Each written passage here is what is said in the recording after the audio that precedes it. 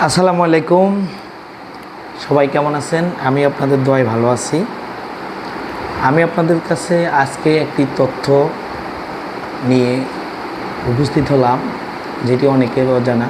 যেমন এই কার্ডটি, এটি 1990 সালের যাদের বয়স ছিল 18, একমাত্র তারাই হয়তো বা চিনবে, এবং পরবর্তী প্রজন্মের অনেকে হয়তো চিনতে পারেন যদি বাবা মার আইডি কার্ড দেখেন।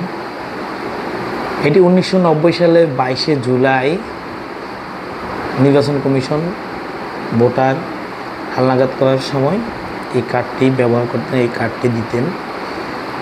এছাড়া 2007 সালে 111-এর সরকার এসে ভোটার কার্যক্রম হালনাগাদ করতে গিয়ে তখন তারা এই এনআইডি কার্ডটি ব্যবহার করতেন। এটি পিভিসি দিয়ে তৈরি। এই এনআইডি কার্ডের এখানে আপনি দেখতেছেন, এখানে 11টি ডিজিট, 13টি ডিজিট রয়েছে। তাছাড়া প্রথমে তারা 19 ডিজিট দিয়ে শুরু করেছে, তারপর 4টি ডিজিট বিলুপ্ত করেছে, কারণ ওই 4টি ডিজিট হলো ভোটারের জন্মসাল, এটা আমরা অনেকে জানি।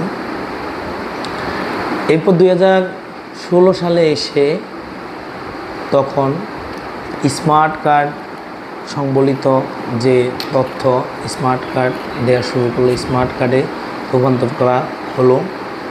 স্মার্ট কার্ড আপনারা অনেকেই চেনেন, সবাই চিনেন, আমরা সবাই চিনি। এটি যারা 2016 সালের পরে থেকে সরকার এই পিভিসি এই কার্ড থেকে স্মার্ট কার্ডে রূপান্তরিত করেছে।